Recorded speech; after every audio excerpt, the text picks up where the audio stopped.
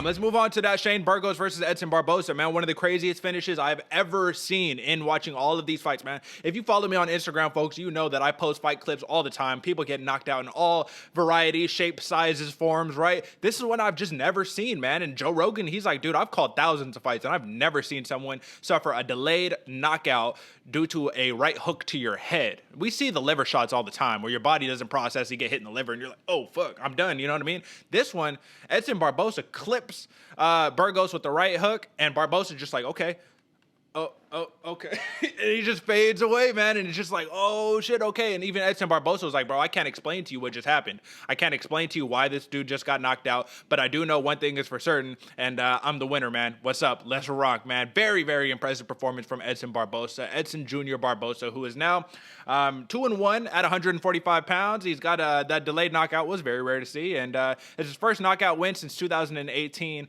versus Dan Hooker over there at UFC Fox 31, man. So it's been a long time, man. I feel really good for Edson Barboza, and I think that he's going to be a real deal player in this 145-pound division. Give me your takeaways from the fight, man. Shane Burgos was very, very tough, man, and he belongs in this division as well. But listen, man, it wasn't his night. So give me your take, AJ.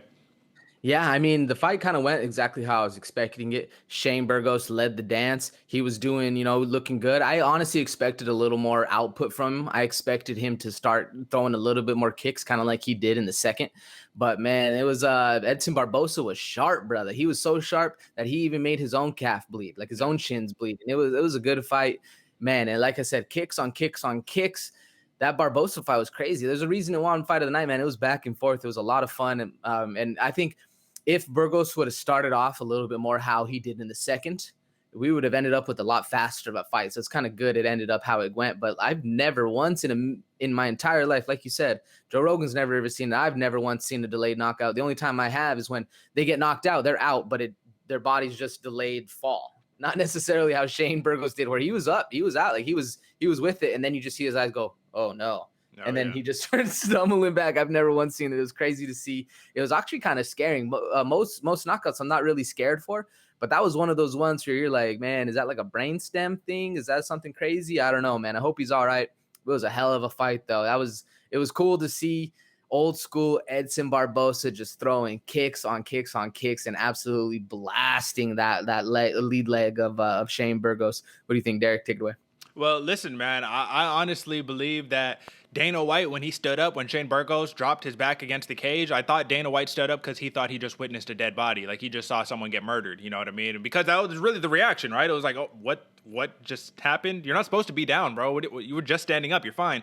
I honestly think that this was a great example of an individual, and I think this is possible for certain people, an individual who is legitimately too tough for his own body. Like your body says, hey, bro, you've been hit so many times and you're wearing a great poker face, but we're about to shut down for your own good. And like for your own good to protect you, like I have to shut this thing down. And I think that's what happened more or less, right? Because in all honesty, we talk about bulletproofing your mind, mental toughness, David Goggins style, right? And it's easy to talk about it. It's another thing to do it, man. The body has these defense mechanisms for a reason. The body has to shut down in certain, aspects for a reason. That's the reason why people get knocked out. And as you get older, you get knocked out a little bit easier. It's your body just protecting you, right? But at the end of the day, my question for this, AJ, for you is, how do you think this affects Shane Burgos going on in his career, man? Because you have to say this has to take something off of your career. You know what I mean?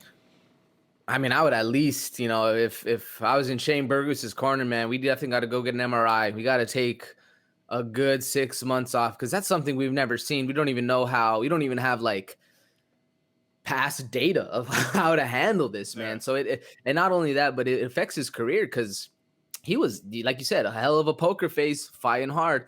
But how does that affect every single fight going after when, boom, you're getting tagged and your fighter still has a poker face on, but in the back of the mind, like the body's going to work. They call it a button for a reason. It's hard, man, especially like we were saying before, the meta in the UFC is out with the old, in with the new. Well, when one of the old dogs KOs you like that, it's going to be a hard climb to the top. Derek, what do you think?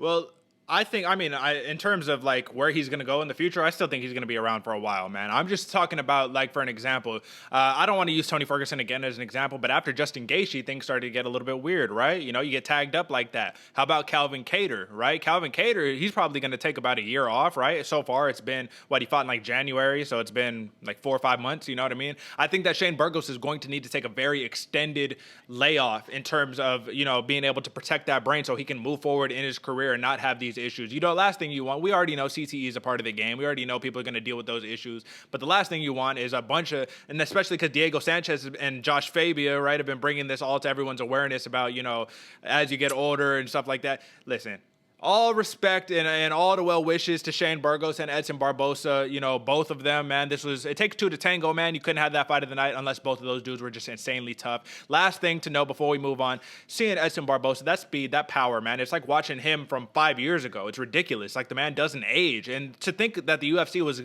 like in talks to cut this man recently, like, that's just crazy, man. He was like, I got paid what I wanted to get paid. Now it's time to put on a show. We got a show. Instant fight of the night.